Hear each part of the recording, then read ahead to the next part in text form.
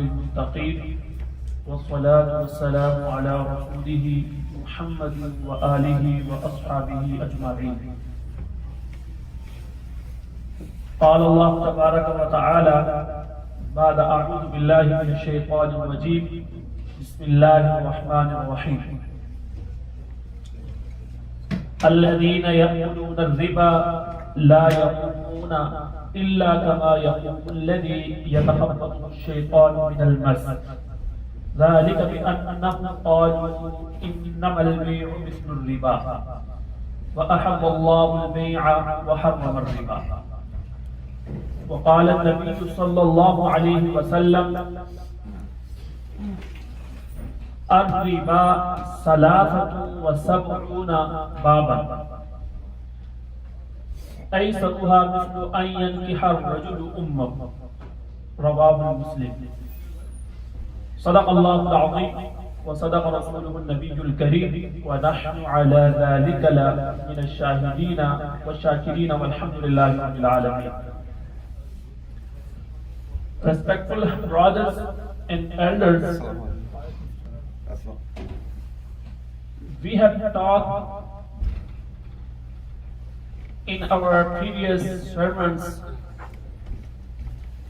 about how our religion Islam views business and wealth,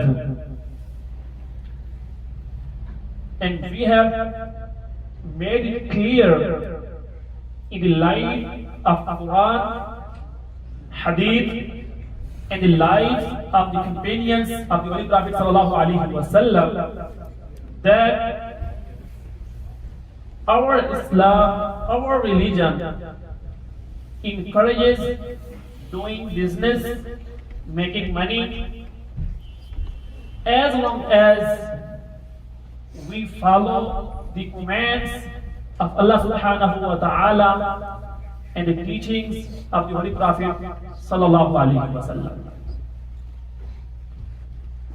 And continuing the same topic today, inshallah, I will talk about a source of haram earning. Because we are, the Muslims, we are strictly prohibited to earn money from any impermissible source, and it becomes haram. And this source is riba, interest, you get. Respectful brothers and elders, Allah subhanahu wa ta'ala has clearly declared riba, interest, usury haram in the Holy Quran. But before describing the concept in the light of Quran and Sunnah, I would like to define this concept. I would like to explain this concept so that we can understand what is the riba, what is the meaning, and what is the concept of riba, interest, usury.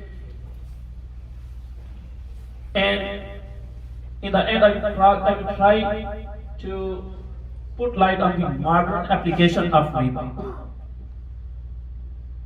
So the scholars define riba as this is a loan with condition that the borrower will return to the creditor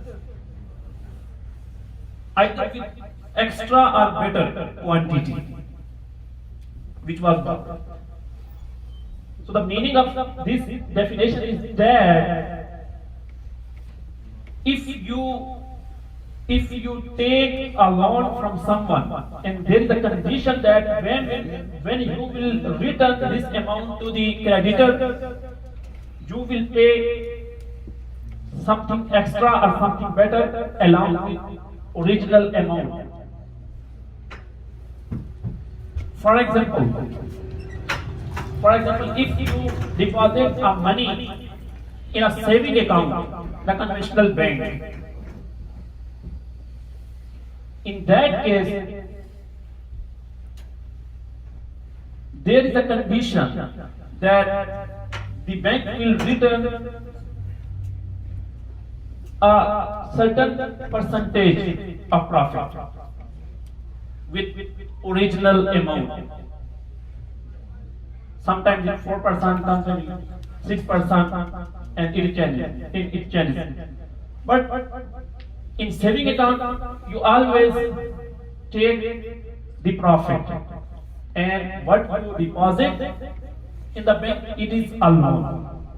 And whenever you give a loan to someone, and there is a condition that when you will take it back, there will be an extra amount. It is riba, it is usury, it is interest. The Holy Prophet ﷺ says, "Kullu qardin jarra daf'an fahuwa riba." Any loan which attracts some benefit, this is riba. So as a Muslim, we must understand the meaning and the concept of riba so that we can avoid it. Because Allah subhanahu wa ta'ala says in the Holy Quran,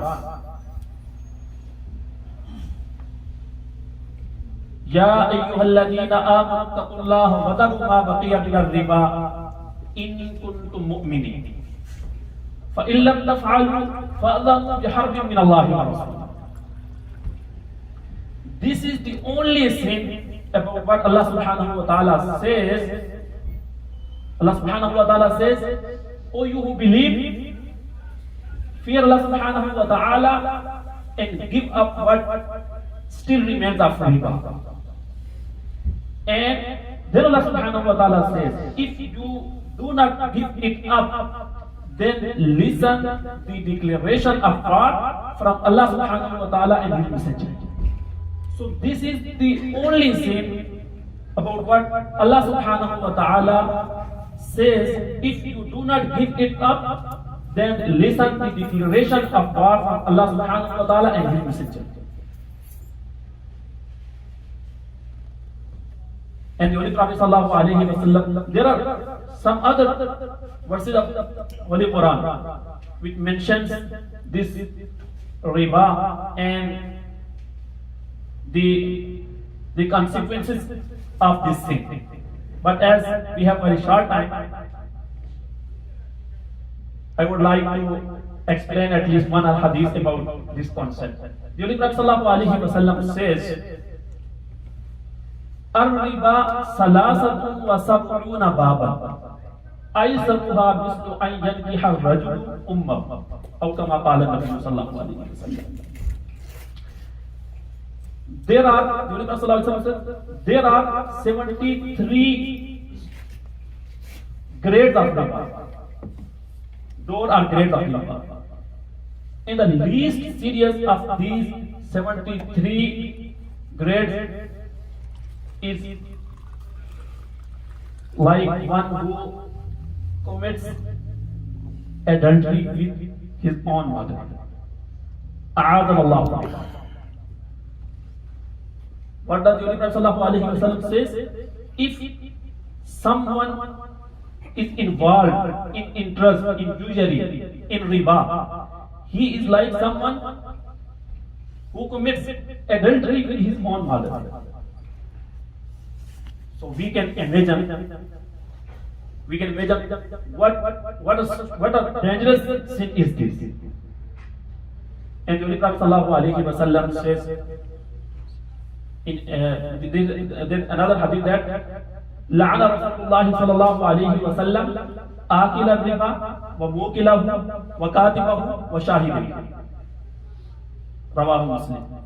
The Holy Prophet صلى الله عليه وسلم cursed the receiver of interest, the payer of the interest, and one who regards the interest, and the two who are witness on this interest-based financial transaction are receiving or giving. And then the Prophet ﷺ says, all of them are alive. Either someone is receiving, or someone is giving, or someone is recording this transaction, or someone is witness on this transaction. All of them are alive.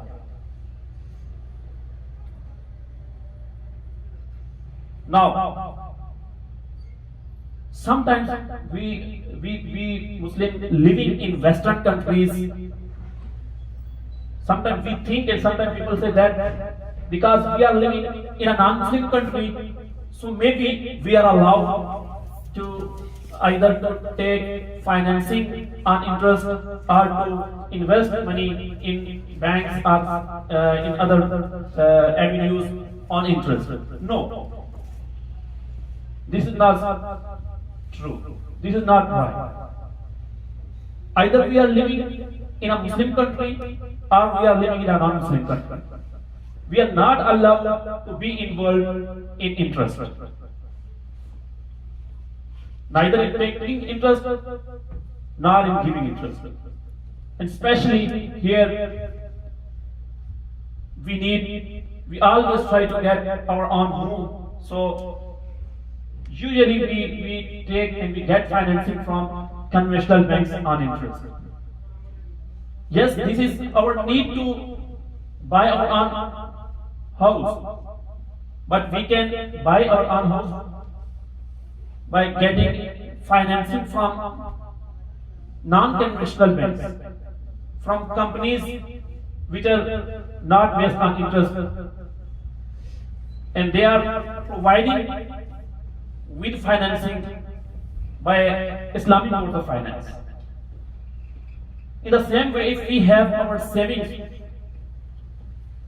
we should never deposit our savings in conventional banks to earn profit. That is riba. Whatever the name is given to that profit, it is riba. And there are some sequences of riba. As I mentioned, the Holy Prophet ﷺ has mentioned in this hadith, and the Holy Quran says after the verses about riba, Wallahu la yuhibbu kulla kaffarin athim. Allah does not love someone who is involved in interest. And then that when Allah subhanahu wa ta'ala loves someone, Allah subhanahu wa ta'ala calls Jibreel and says that I love this person and you love this person. Then Jibreel loves that person, and then Jibreel says other angels in the paradise that Allah subhanahu wa ta'ala loves this person, I love this person, you love this person, and then that person becomes the one beloved person on the earth. And at the other hand, if Allah subhanahu wa ta'ala hates someone, Allah subhanahu wa ta'ala calls Jibreel and asks him to hate that person.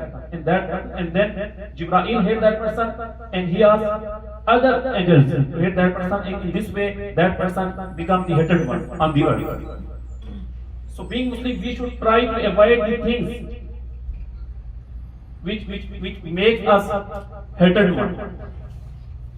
And this is one thing, interest, usually, which we have to avoid. There are some applications, as I mentioned. For example, if we deposit our money in conventional banks, what we will earn in the name of profit, it will be riba. And in the same way, if someone takes money from us as a loan, and we say that okay, we give you this money, but we will take back with some profit, this will be riba. And the same way, life insurance, inshallah, in next sermons are sometime other, inshallah, I will talk about this. But in life insurance, there is also a riba. In life insurance, and I ask Allah subhanahu wa ta'ala to bless us with tawfiq so that we can avoid all these prohibited sources of income, and may Allah subhanahu wa ta'ala make it easy for us to earn only on from halal resources. Wa akhiru da'wana alhamdulillahi rabbil alamin. अगर आपको हमारी video पसंद आई है तो video को like करें, channel को subscribe करें और बेल आइकन पर ज़रूर क्लिक करें ताकि हर आने वाली वीडियो आपको बर वक्त मिलती रहे।